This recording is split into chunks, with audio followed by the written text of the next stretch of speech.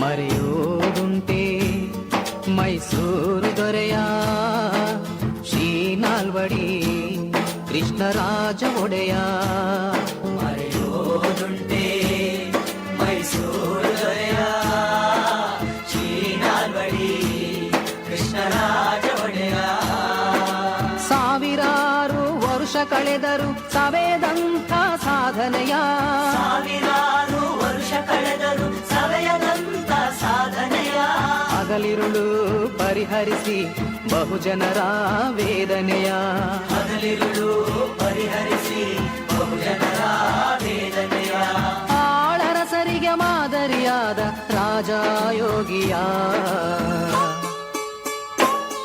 ಮರೆಯೋದುಂಟೆ ಮೈಸೂರು ದೊರೆಯ ಶ್ರೀ ನಾಲ್ವಡಿ ಕೃಷ್ಣರಾಜ ಒಡೆಯ.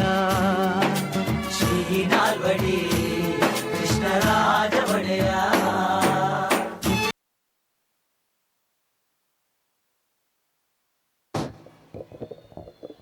ಹೋ, ಅದೆಂತಹ ವೈಭವ ನಮ್ಮ ಕರ್ನಾಟಕದ ಇತಿಹಾಸ ಅಲ್ಲವೇ?